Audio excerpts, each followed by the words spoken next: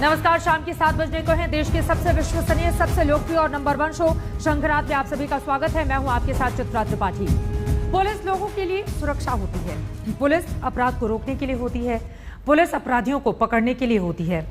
लेकिन गोरखपुर की पुलिस ने जो किया है वो उत्तर प्रदेश पुलिस की दरिंदगी का इश्तहार हो गया है, एक बदनुमा दाग। क्योंकि गोरखपुर के 6 पुलिस वालों ने एक 4 साल के बच्चे के पिता को जानवरों की तरह पीट कर घसीट कर मार डाला। 6 पुलिस वालों ने कानपुर के व्यापारी को इतना मारा कि उनकी मौत हो गई।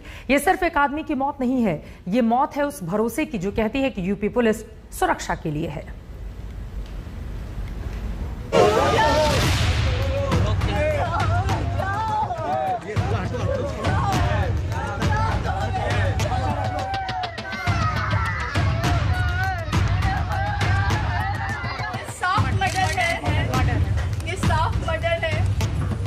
पुलिस वालों ने किया है, होटल से सबूत मिटाए गए हैं, मजीद को इंसाफ चाहिए।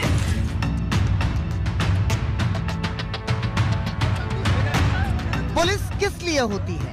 क्या इसलिए कि किसी माँ को बेऔलाद कर दे, किसी सुहागन को बेवा बना दे, किसी 4 साल के बच्चे को यतीम कर दे, किसी बेगुनाह को मार के फेंक दे, किसी की गर्दन काट दे या सर फोड़ दे या सीने से सांसें उखाड़ ले? पुलिस किस लिए होती है? क्या इसलिए? नहीं, बिल्कुल नहीं। लेकिन यूपी की पुलिस तो ऐसी ही है। मार डाला उसने कानपुर के व्यापारी मनीष गुप्ता को होटल के कमरे में पीट पीट कर बेमौत मार डाला। चोट बहुत सारी जगह थी, आँख के ऊपर था, वो जो पिस्तौल इन लोग लेते हैं उसके मारने का निशान था, वो नीला हो गया था। हाथ में पिस्तौल भोंकने का निशान था, पूरा गोल छेद था। दूसरी जगह भी कट था, गर्दन में भी निशान था। ऐसे करके कई चोट थी। सिर में भी कहीं चोट आई और ब्लड भी कहीं से? ब्लड नाक से बहुत बाहर है, यहाँ से भी बहुत बाहर है। यूपी पुलिस का स्लोगन है, सुरक्षा आपकी संकल्प हमारा। लेकिन कैसी सुरक्षा, कैसा संकल्प जब पुलिस वाले गुंडे हो जाएं, पुलिस वाले कातिल हो जाएं, अपराध रोकने के लिए उठे हुए हाथ अपराध करने लग जाएं, आतंकी हो जाएं, हैवान हो जाएं, रक्त पीने वाले हैवान। पुलिस वो अपनी राइफल की बट से मारा तो इधर का सर पिचक गया उनका पूरा और नाक से ब्लड आने लगा। इतना टॉर्चर किया, उनका मांस हाथ का निकाल लिया, उनको इतना मारा, उनके चेहरे पे स्क्रैच है। आप देखिए कितना बेरहमी से मारा है, जैसे आतंकवादी को भी इतना बेरहमी से नहीं मारते। अपनी ही खाकी पर पुलिस ने अपने ही शहरी का लहू छींटा है, अपनी ही आबरू पर ठोकी है कलंक की कील, अपने ही मस्तक पर लिखा है कि हाँ, हम हैं यूपी पुलिस, जिनके हाथ कत्ल से रंगे हैं, एक बेगुनाह के कत्ल से। जिस तरह मारा है उन्होंने, वो सही नहीं किया है, बहुत बेरहमी से मारा है। तो मैं ये नहीं चाहती जैसे हर बार मारने के बाद जो सजा मिलती है वो वही सजा हो। बेरहमी से मारा है तो बेरहमी से सजा भी होनी चाहिए। एक हंसते खेलते खुश रहते परिवार में मातम है पुलिस की वजह से। पुलिस वालों ने जिंदगी पर बंदूक का बट मार दिया है। 27 सितंबर को 36 साल के मनीष गुप्ता अपने 2 दोस्तों से मिलने अपने 2 दोस्त अरविंद और प्रदीप के साथ गोरखपुर गए थे। वो रामगढ़ताल में देवरिया बाईपास के इसी कृष्णा पैलेस होटल के कमरा नंबर 512 में ठहरे थे। रात करीब 12:30 बजे का वक्त था। रामगढ़ताल के थाना प्रभारी जीएन सिंह और सब्जी मंडी चौकी इंचार्ज अक्षय मिश्रा समेत 6 पुलिसकर्मी उनके कमरे में आए जांच के लिए। यहाँ पुलिस से बहस हुई और आरोपों के मुताबिक पुलिस वालों ने 2 दोस्तों को नीचे बुला लिया और मनीष को लहू लहू कर दिया। उन्हें बीआरडी अस्पताल ले जाया गया, लेकिन उनकी मौत हो गई। ये नॉर्मल घटना नहीं है, उसको वो बहुत लाइट नहीं ले सकते हैं। एक पुलिसकर्मी, 6 पुलिसकर्मियों ने एक निर्दोष की हत्या करी है और वो निर्दोष भी एक ऐसा है जिसके घर पे कोई नहीं है उसके अलावा। पुलिस की बेशर्मी देखिए कि उसने अपने पुलिस वालों की हत्या को हादसे का रंग देने की कोशिश की। अपराधियों की चेकिंग के दौरान थाना रामगढ़ताल की पुलिस एक होटल में गई। वहां पर एक कमरे में 3 युवक संदिग्ध अलग अलग शहरों से आए थे जो ठहरे थे। इस सूचना पर पुलिस ने होटल मैनेजर को साथ में लेकर कमरे की चेकिंग करने गई, जहां पर हड़बड़ाहट में एक युवक की कमरे में गिरने से चोट लग गई। दुर्घटनावश हुई इस घटना से पुलिस ने तत्काल होटल मैनेजर को साथ लेकर युवक को अस्पताल में भर्ती करवाया, जहां पर उसका इलाज हुआ। बीआरडी में दौरान इलाज उस युवक की मृत्यु हो गई। लेकिन पुलिस का ये फरेब चंद घंटों में सच बनकर सामने आ गया और यूपी पुलिस का चेहरा झूठ से पीला पड़ गया था। सूबे के सबसे बड़े कोतवाल की जुबान कांपने लगी थी। इसमें जो मुख्यालय स्तर से निर्देश यही दिए गए हैं कि इस अनफॉर्चुनेट इंसिडेंट में पूरी तरीके से ट्रांसपेरेंट तरीके से इसकी विवेचना कराई जाए और दोषियों के विरुद्ध कार्रवाई की जाए। इसकी जिम्मेदारी वहाँ के जोन के अधिकारी और वहाँ के रेंज के अधिकारी को दी गई है। सिर्फ एक आदमी का कत्ल नहीं किया है यूपी पुलिस ने, उस भरोसे का कत्ल किया है जिसमें मित्र पुलिस जैसे शब्द पलते और चलते हैं। उस उम्मीद का कत्ल किया है जिसमें ख्वाब टिमटिमाते हैं कि हमारी सुरक्षा के लिए पुलिस है। सिर्फ एक आदमी का कत्ल नहीं हुआ है। गोरखपुर से गजेंद्र त्रिपाठी के साथ रंजय सिंह और अभिषेक मिश्रा, कानपुर, आज तक। गोरखपुर के पुलिस वालों ने दहला देने वाले गुनाह को अंजाम दिया है। एक आदमी को पहले तो पुलिस वालों ने बेरहमी से मार डाला और फिर शुरू हुई कातिल पुलिस वालों को बचाने की पर्देदारी। पहले संगीन कत्ल को छिपाने के लिए हादसे का नाम दिया गया, मगर परिवार की कराहती हुई आवाजों ने पुलिस का झूठ उधेड़ कर रख दिया। फिर परिवार के लोगों को भरमाया गया, कानून का डर दिखाया गया, कोर्ट कचहरी में भागदौड़ का सबब बताया गया, सिर्फ इसीलिए कि परिवार पुलिस वालों पर केस ना करे। कत्ल की इस कहानी में वही अपराधी हैं जिन पर अपराधियों को पकड़ने की जिम्मेदारी है।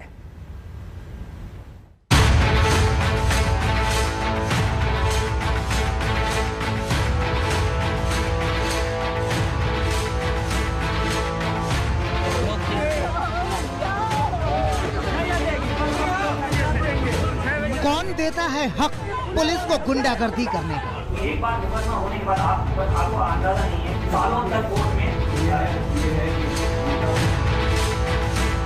कौन देता है हक वर्दी के पीछे कत्ल कर देने का?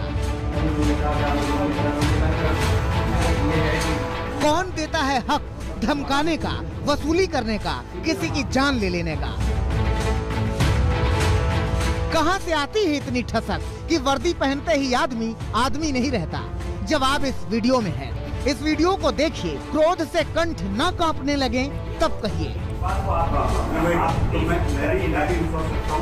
एक बार मुकदमा होने के बाद आपको अंदाजा नहीं है, आपको पता नहीं कि आपको पता नहीं, सालों तक कोर्ट में। जिन पुलिस वालों ने एक आदमी को जानवरों की तरह पीट पीट कर मार डाला, उन्हीं पुलिस वालों को बचाने के लिए दूसरे अधिकारी पीड़ितों को डराते हैं, धमकाते हैं, कानून का डर दिखाते हैं।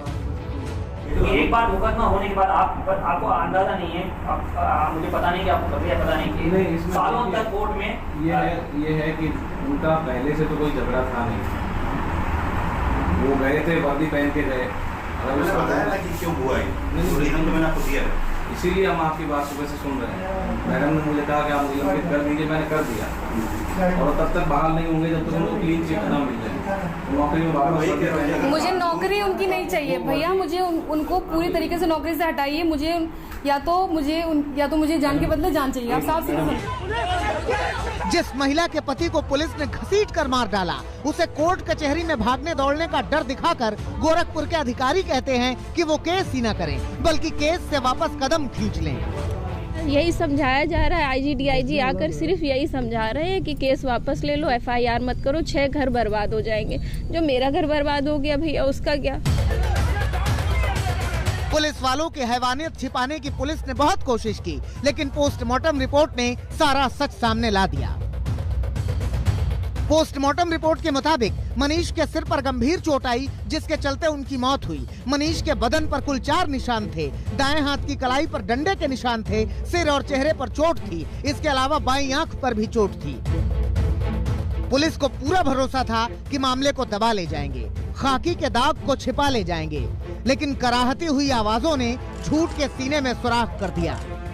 जहाँ पे ये चोट के निशान होंगे वहाँ क्या सिचुएशन होगी उस कमरे की, उस जगह की, ये भी आप समझ जाएंगे। खून से भरा हुआ होना चाहिए वो कमरा। वहाँ पे एक बूंद खून नहीं था। 1-2 जगह जल्दबाजी में छूट गया था, वो भी लाइट था। होटल में पुलिस मनीष के साथ ज्यादती कर रही थी, तो वहीं मनीष ने फोन पर अपने जानने वालों को इसकी जानकारी दी थी। मामा ने मुझे जब फ़ोन मिलाया, उन्होंने ये मुझसे बोला कि बेटा कुछ पुलिस वाले आए हैं, मुझे थाने लेकर के जा रहे, मेरे साथ जोर जबरदस्ती कर रहे हैं, बदतमीजी कर रहे हैं, अब तुम देख लेना। हमने ठीक है, मैं कप्तान से बात कर रहा हूँ। कप्तान साहब का फ़ोन हाथ में नहीं लगा। उसके बाद उनका फ़ोन नहीं हुआ। घर के लिए मैं आ रहा था, रास्ते में मेरे पास अक्षय कुमार मिश्रा था, चौकी इंचार्ज फल मंडी के, फ़ोन आया मेरे पास। तो फ़ोन नहीं कटा, उन्होंने कुछ बदतमीजी से उन लोगों से बात किया, तो मुझे लगा कि कुछ गलत हो रहा है। मैं गाड़ी बैक किया और वापस आ रहा था। रास्ते में मैं अपने दोस्तों के पास कॉल करने लगा, लेकिन दोस्तों का कॉल नहीं लगा। जब पुलिस की पोल खुलनी शुरू हुई तो सरकार एक्शन में आई। 2 कमेटियों का गठन किया गया। पहली कमेटी गोरखपुर केस में शामिल पुलिस वालों के पुराने रिकॉर्ड को खंगालेगी और दोषी होने पर एक्शन लेगी। दूसरी कमेटी यूपी के सभी दागी पुलिस वालों की जांच करेगी। 6 पुलिस वालों को सस्पेंड कर दिया गया है, लेकिन देखिए 6 के 6 पुलिस वाले फरार हैं और खाकी ही अब खाकी की तलाश में जुटी हुई है। एक बार मुकदमा होने के बाद आपको अंदाजा नहीं है, आपको पता नहीं, आपको पता नहीं, सालों तक कोर्ट में। गोरखपुर से गजेंद्र त्रिपाठी के साथ रंजय सिंह और अभिषेक मिश्रा, कानपुर, आज तक। इधर यूपी पुलिस पर गंभीर सवाल है, तो उधर इसी कत्ल के मसले पर सियासत जोरदार है। इल्जाम गोरखपुर की पुलिस पर लगा है, इसीलिए विपक्षियों को योगी सरकार पर निशाना साधने का जोरदार मौका मिला है। अखिलेश यादव तो सुबह सुबह ही पीड़ित परिवार से मिलने उनके घर पहुंच गए। प्रियंका गांधी ने मृतक की पत्नी से फोन पर बात की और अंत में पीड़ित परिवार मुख्यमंत्री से मिला। इस कत्ल पर यूपी की सियासत पहले से ज्यादा तल्ख हो गई है।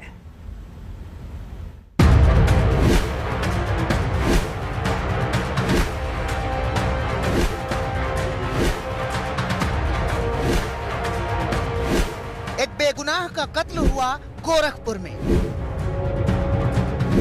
एक परिवार बर्बाद हुआ गोरखपुर में। यूपी पुलिस पर बदनुमा दाग लगा गोरखपुर में।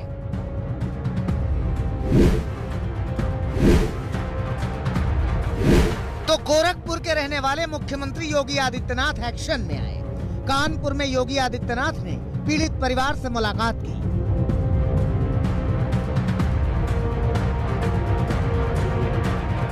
जितने बोले सबसे मैं संतुष्ट हूँ। मुख्यमंत्री योगी आदित्यनाथ ने दोषियों पर कार्रवाई का भरोसा दिया है। गोरखपुर से केस को कानपुर ट्रांसफर करने का आदेश दिया है। 4 साल के बेटे की पढ़ाई यूपी सरकार उठाएगी, ऐसा कहा है और मृतक की पत्नी को सरकारी नौकरी देने का भरोसा दिया है। बहुत अच्छे से उन्होंने मेरे केस को समझा और एक परिवार की तरह, एक मुखिया की तरह उन्होंने बिल्कुल सही सारे निर्णय लिए हैं। उन्होंने खुद बहुत अच्छे से समझ के सारी बातें। आपकी क्या मांगे थी, आपने क्या बात की उनसे? मैंने जॉब के लिए कहा था, बच्चे के लिए कहा था और सीबीआई जज के लिए कहा था। इतना ही कहा। उन्होंने अपने मन से केस ट्रांसफर के लिए भी बोल दिया। कहाँ पे केस ट्रांसफर? नहीं, कानपुर। अच्छा, वो केस मतलब गोरखपुर से कानपुर ट्रांसफर होगा? जी हाँ, ठीक है। गोरखपुर से कानपुर ट्रांसफर होगा और हर जाने में बच्चे के लिए कुछ किया जाएगा। मेरे लिए एक सरकारी नौकरी की व्यवस्था होगी। और कोई अनुदान जैसे 10 लाख 50 लाख कितना आप लोगों का कुछ और आर्थिक मदद? अभी उन्होंने कहा है वो 10 लाख वाला आप लोगों को तुरंत दे दिया जाए। बाकी मैं आपको और देखकर बताऊंगा।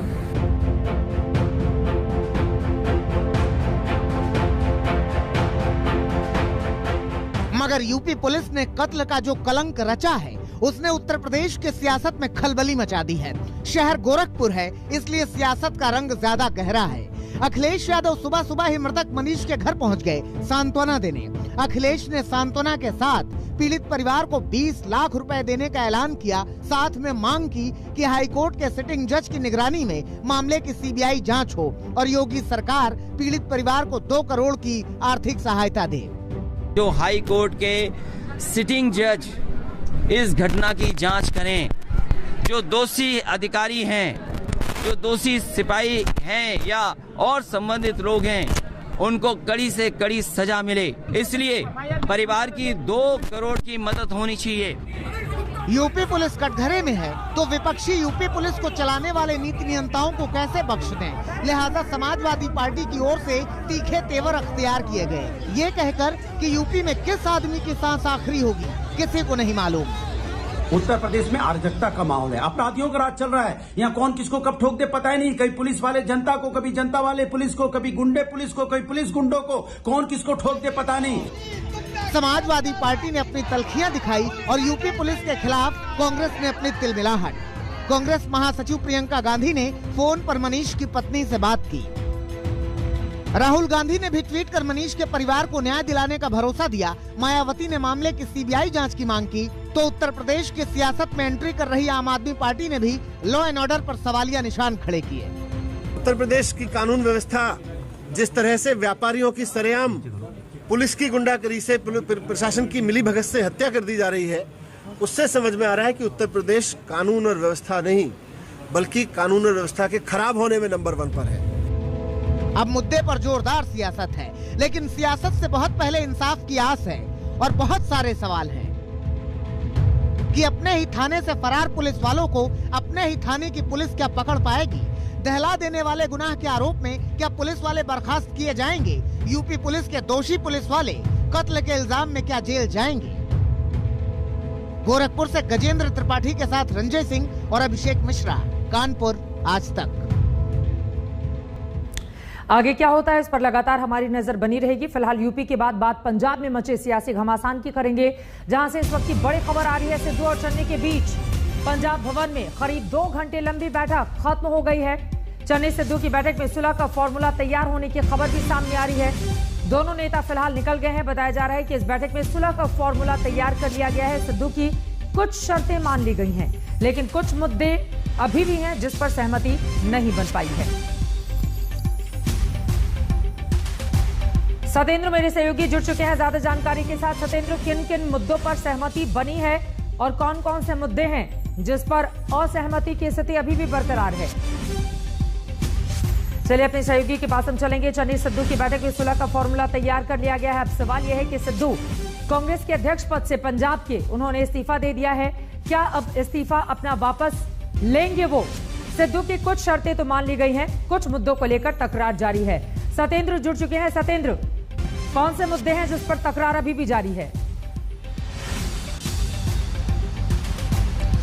देखिए चित्रा, सबसे पहले तो ये बताना चाहूंगा कि जो कांग्रेस के सूत्र हैं वो कह रहे हैं कि सिद्धू और चन्नी में सुलह हो गई है, लेकिन अंदर खाने की बात करें तो अभी सुलह नहीं हुई है, बल्कि एडवोकेट जनरल और पंजाब के डीजीपी को लेकर चरणजीत सिंह चन्नी ने नवजोत सिंह सिद्धू को साफ कह दिया कि इनको बदला नहीं जाएगा। रही गुरु ग्रंथ, जो धार्मिक ग्रंथ है, उनकी बेअदबी के मामलों की बात, तो उसके लिए चरणजीत सिंह चन्नी ने कहा है कि इन केसों के लिए मैं स्पेशल प्रोसिक्यूटर हम अपॉइंट कर लेंगे और अलग से इन केसों को दिखवा लेंगे।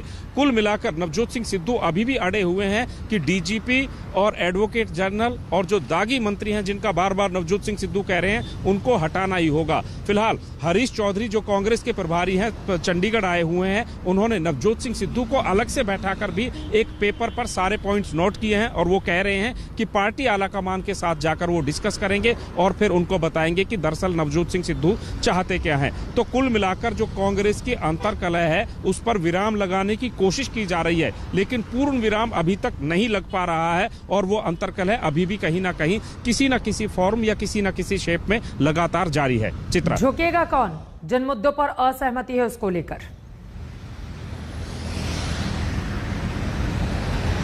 सवाल दरअसल बार बार यही खड़ा होता है कि अब इस मुद्दे को सुलझाएगा कौन, क्योंकि जब से नवजोत सिंह सिद्धू ने अपना इस्तीफा पार्टी आलाकमान को भेजा है, आलाकमान ने एक बार भी नवजोत सिंह सिद्धू से किसी तरह का संपर्क नहीं साधा है और शायद यही वजह थी कि नवजोत सिंह बैकफुट पर आए और सीधे चंडीगढ़ चले आए और चंडीगढ़ आकर चरणजीत सिंह चन्नी के साथ बातचीत का दौर भी शुरू किया। लेकिन इस बातचीत में निकला कुछ भी नहीं है, क्योंकि नवजोत सिंह सिद्धू को यह लग रहा था कि चरणजीत सिंह चन्नी कहीं ना कहीं उनके दबाव के आगे, उनके प्रेशर के आगे झुक जाएंगे और अगर ऐसा हो होता है तो फिर नवजोत सिंह सिद्धू का जो हाथ है वो कहीं ना कहीं ऊपर हो जाएगा, लेकिन हुआ उसके उलट है। एक तरफ तो पार्टी आलाकमान ने नवजोत सिंह सिद्धू को भाव नहीं दिया, दूसरी तरफ चरणजीत सिंह चन्नी ने जिस तरह का रुख अख्तियार किया है, उन्होंने भी साफ कर दिया है कि पंजाब की सियासत को लेकर ये जो घमासान मचा हुआ है, इस पर लगातार चर्चा जारी रहेगी। सत्येंद्र, फिलहाल के लिए शुक्रिया आपका पूरी जानकारी के लिए। हमने चन्नी की बात कर ली, हमने सिद्धू की बात कर ली, लेकिन पंजाब का सबसे बड़ा खिलाड़ी कैप्टन अमरिंदर सिंह की बात करेंगे। उन्हीं पर दिखाएंगे हमारे खास पेशकश। कैप्टन का अगला रुख क्या होगा, कहां जाने वाले हैं? बीजेपी तो ज्वाइन नहीं कर रहे हैं, लेकिन कांग्रेस छोड़ रहे हैं। अब क्या होगा उनका अगला रुख, इसी पर दिखाएंगे हमारे खास पेशकश। कांग्रेस ने कैप्टन को पंजाब के मुख्यमंत्री पद से आउट कर दिया था, लेकिन कैप्टन सियासत में नॉट आउट हैं। उन्होंने आज कांग्रेस में अपनी पारी डिक्लेयर कर दी है, साफ साफ कह दिया है कि अब वो कांग्रेस में नहीं है। तो फिर कैप्टन की नई पारी कहां से शुरू होगी? नई पार्टी बनाएंगे या फिर किसी और के साथ चले जाएंगे? ये रिपोर्ट देखिए।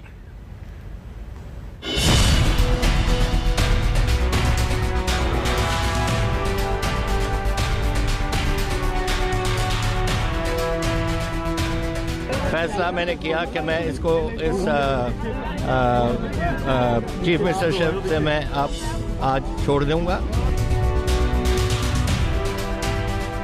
सियासत के खेल में ये वो कैप्टन है जो हारी बाजी को भी पलट सकते हैं।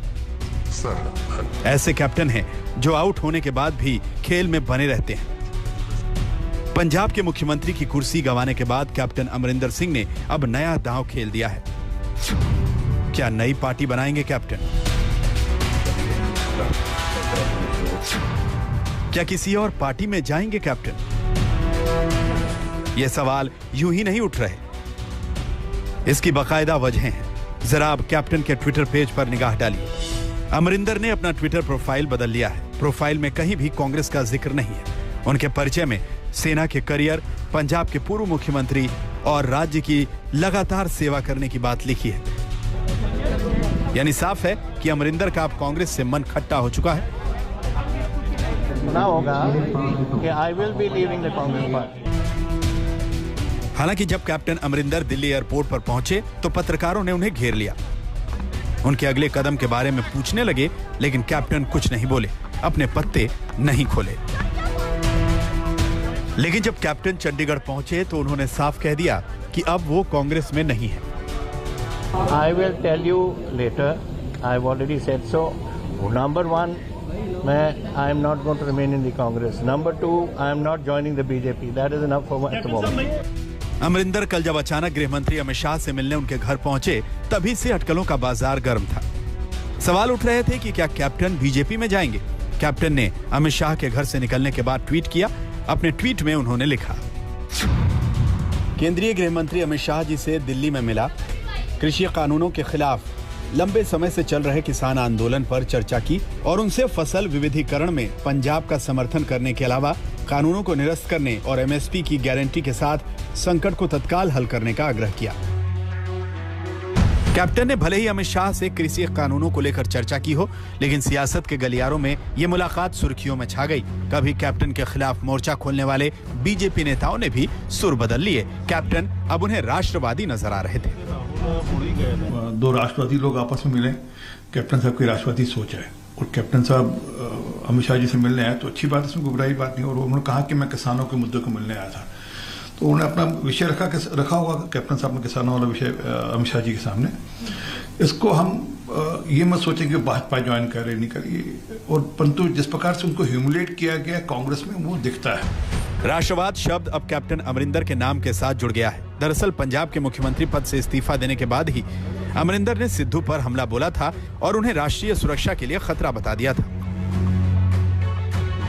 सिद्धू कुछ नहीं संभाल सका, मैं उसको चंगी तरह जानता हूँ। ऐसी बात मत समझें कि Sidhu is some sort of कोई some magic word for Punjab.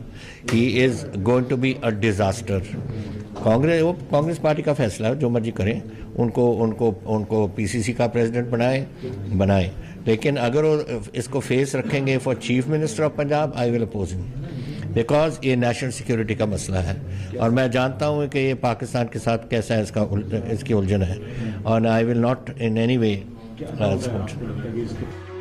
Captain के मुख्यमंत्री पद से हटने के बाद सिद्धू खुद सीएम बनने का ख्वाब देख रहे थे। अमरिंदर ने उनके अरमानों पर पानी फेर दिया। इसी प्रसंग में उन्होंने अपनी राष्ट्रीय भावनाएं भी उजागर की। पंजाब को सीमावर्ती राज्य बताकर उसकी संवेदनशीलता का मुद्दा उठा दिया। निशाना की कोई ऐसी बात नहीं थी। It is security of my country and security of my state and I have got मेरे 600 किलोमीटर का बॉर्डर है पठानकोट से लेकर फाजिल्का तक। और अगर आप स्टेबल गवर्नमेंट नहीं रखोगे, स्टेबल लीडरशिप नहीं रखोगे, तो जो पाकिस्तान कर रहा है, डेली ड्रोन्स आ रही हैं, सिक्योरिटी रिलेटेड मैटर्स हैं, he is not capable of dealing with it. Captain Amarinder ने बुधवार को अमित शाह से मुलाकात तो की, राष्ट्रीय सुरक्षा सलाहकार अजीत डोभाल से भी भेंट की। इसके बाद से ही कैप्टन के अगले कदम के बारे में अटकलें चल रही हैं। कैप्टन के सामने कई विकल्प हैं, लेकिन ज्यादा संभावना दो बातों की है। या तो कैप्टन बीजेपी में शामिल हो सकते हैं या फिर अपनी अलग पार्टी बना सकते हैं। दिल्ली से मौसमी सिंह के साथ सत्येंद्र चौहान, चंडीगढ़, आज तक। कैप्टन अमरिंदर सियासत के बड़े खिलाड़ी हैं। बड़ा ऐलान उनकी ओर से किया गया। दिल्ली से चंडीगढ़ वो पहुंच गए हैं और आपको बता दें उनकी ओर से साफ साफ कह दिया गया कांग्रेस छोड़ रहे हैं, बीजेपी में नहीं जा रहे, लेकिन क्या करेंगे ये स्पष्ट नहीं किया है। दिल्ली से चंडीगढ़ पहुंचे कैप्टन अमरिंदर का बयान, सिद्धू को कहीं से भी जीतने नहीं दूंगा। वो कहीं से भी लड़े लेकिन जीतने नहीं दूंगा। सरकार चलाना सीएम चन्नी का काम है। स्पीकर करेंगे फ्लोर पर फैसला। जब फ्लोर टेस्ट को लेकर कैप्टन से सवाल पूछा गया तो फिर उनका ये जवाब मिला है। फिलहाल कांग्रेस से कैप्टन के 52 साल पुराना जो नाता, जो रिश्ता था, वही नहीं टूटा। नेहरू गांधी परिवार से 70 साल पुराने रिश्ते भी टूट गए हैं। राजीव गांधी और अमरिंदर बचपन के दोस्त थे। दोनों दून स्कूल में साथ पढ़ते थे। राजीव देश के सबसे बड़े सियासी घराने के वारिस थे तो अमरिंदर पटियाला के राज घराने के वारिस। जब दोनों की मुलाकात हुई तो दोस्ती जम गई थी। एक देश के सबसे बड़े सियासी घराने गांधी नेहरू परिवार का वारिस तो दूसरा पटियाला के राजघराने का वारिस। जब मुलाकात हुई तो दोस्ती जम गई। अमरिंदर सिंह पटियाला से देहरादून के दून स्कूल में पढ़ाई के लिए पहुंचे थे तो राजीव गांधी दिल्ली से दून स्कूल गए थे। उस समय राजीव गांधी के नाना जवाहरलाल नेहरू देश के प्रधानमंत्री थे और छुट्टियों में राजीव और अमरिंदर प्रधानमंत्री आवास में धमाचौकड़ी मचाते थे। उम्र बढ़ती रही और दोस्ती पक्की होती गई। जुलाई 1959 में कैप्टन ने एनडीए खड़कवासला में दाखिला लिया। 1963 में भारतीय सेना में शामिल हुए और उन्हें दूसरी बटालियन सिख रेजिमेंट में तैनाती मिली। उधर राजीव गांधी आगे की पढ़ाई के लिए लंदन चले गए। राजीव गांधी जब सोनिया को लेकर पहली बार भारत आए तो अमरिंदर ने उन्हें पटियाला के अपने महल में ही ठहराया था। राजीव गांधी कैप्टन अमरिंदर की दोस्ती पक्की होती चली गई। राजीव ही अमरिंदर को राजनीति में लेकर आए। 1980 में अमरिंदर सिंह लोकसभा के लिए चुने गए। कैप्टन राजीव के कहने पर कांग्रेस में तो आ गए, लेकिन 1984 में ऑपरेशन ब्लू स्टार के दौरान स्वर्ण मंदिर में सेना घुस गई।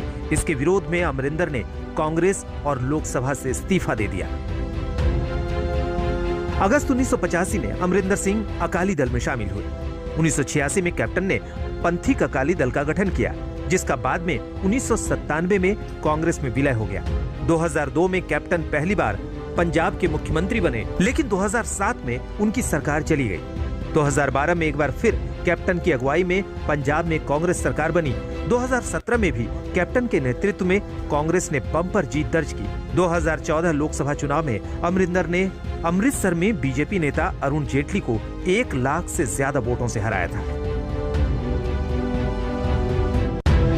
कैप्टन अमरिंदर पटियाला के राज परिवार के वारिस हैं। पटियाला अंग्रेजों के जमाने में प्रिंसले स्टेट था और अपनी शानो शौकत और शाही खर्चों के लिए जाना जाता था। क्रिकेट और भव्य पार्टियों को लेकर पटियाला राजघराने के किस्से दुनिया भर में मशहूर हैं। कैप्टन अमरिंदर सिंह के दादा महाराज भूपेंद्र सिंह प्राइवेट प्लेन खरीदने वाले पहले भारतीय थे। भूपेंद्र सिंह ने यह प्राइवेट प्लेन 1910 में खरीदा था। पटियाला में इसके लिए बाकायदा हवाई पट्टी बनवाई गई थी। उनके प्लेन का पायलट विदेशी था, उसको तनख्वाह के रूप में मोटी रकम मिलती थी। भूपेंद्र सिंह जब विदेश जाते थे तो पूरा होटल ही किराए पर ले लेते थे। महाराजा भूपेंद्र सिंह के पास 44 रोल्स रॉयस कारें थी। एक बार तो उन्होंने रोल्स रॉयस कारों से कूड़ा उठवाने का आदेश दे दिया था। इसके बाद रोल्स रॉयस कंपनी ने बाकायदा उनसे माफी मांगी और नई कारें सप्लाई की। 1935 में महाराजा भूपेंद्र सिंह की हिटलर से मुलाकात हुई। हिटलर ने उन्हें अपनी मेबैक कार तोहफे में दे दी थी। क्रिकेट के शौकीन महाराजा भूपेंद्र सिंह बीसीसीआई के संस्थापक सदस्य थे।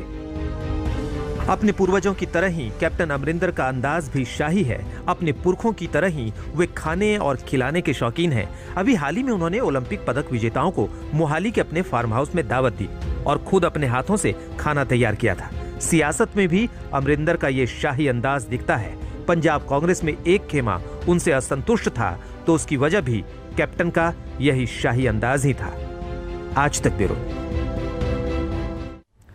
गांधी परिवार के वफादार रहे कैप्टन अमरिंदर सिंह ने कांग्रेस में अर्श से लेकर फर्श तक देखा है। 9.5 साल लगातार पंजाब के मुख्यमंत्री रहे। उन्हें बेआबरू करके मुख्यमंत्री पद से हटा दिया गया, लेकिन मुख्यमंत्री पद से इस्तीफे के बावजूद कैप्टन की पारी खत्म नहीं हुई। अभी भी खेल में बने हुए हैं कैप्टन। कांग्रेस कैप्टन के लिए अब कांग्रेस में कुछ नहीं बचा था। अमित शाह से उनकी मुलाकात को लेकर जब खबरें सुर्खियों में छाई तो प्रतिक्रिया कांग्रेस की तरफ से आई। कांग्रेस प्रवक्ता रणदीप सुरजेवाला ने अमरिंदर पर तंज कसते हुए अपने ट्वीट में लिखा, सत्ता में बैठे मठाधीशों के अहंकार को ठेस पहुंची है, क्योंकि एक दलित को मुख्यमंत्री बना दिया तो वे पूछते हैं कि कांग्रेस में फैसले कौन ले रहा है। दलित को सर्वोच्च पद दिया जाना उन्हें रास नहीं आ रहा। दलित विरोधी राजनीति का केंद्र और कहीं नहीं अमित शाह जी का निवास बना हुआ है। शाम होते होते कैप्टन ने साफ कर दिया कि वो कांग्रेस छोड़ रहे हैं। उन्होंने अमित शाह और अजीत डोभाल से मिलने की वजहों का भी खुलासा किया। सिद्धू का काम है पार्टी चलाना, चरणजीत चन्नी का काम है गवर्नमेंट चलाना, और गवर्नमेंट चलाने को इंटरफेरेंस कभी नहीं होती। मैंने अपने टाइम में 2 बार गवर्नमेंट चलाई है, 3 बार मैं पीसीसी प्रेसिडेंट रहा हूँ। एक दूसरे से बात करते हैं, लेकिन फाइनल डिसीजन है चरणजीत चन्नी का, जो चीफ मिनिस्टर है, नॉट सिद्धू। अमरिंदर अब किस रास्ते पर निकलेंगे इसका खुलासा तो नहीं किया, लेकिन सिद्धू पर अभी भी उनके तेवर वही हैं। कैप्टन अमरिंदर बीजेपी के साथ जाएंगे या फिर नई पार्टी बनाएंगे ये तो तय नहीं है, लेकिन पंजाब में कांग्रेस की खाट खड़ी करने में कोई कसर नहीं छोड़ेंगे ये तय है। आज तक ब्यूरो। तो कैप्टन आगे क्या करेंगे ये अपने आप में बड़ा सवाल है। भारतीय जनता पार्टी के बड़े बड़े नेताओं से मुलाकात करने के बावजूद उन्होंने ये स्पष्ट कर दिया कि वो बीजेपी में नहीं जा रहे।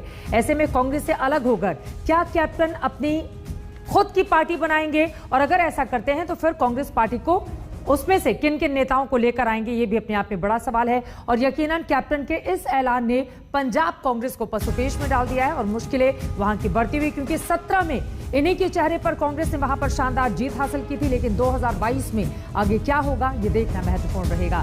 इसी के साथ शंखनाथ में मेरे साथ बस इतना ही, लेकिन देश और दुनिया की बाकी खबरों के लिए आप देखते रहिए आज तक, बेमिसाल 20 साल।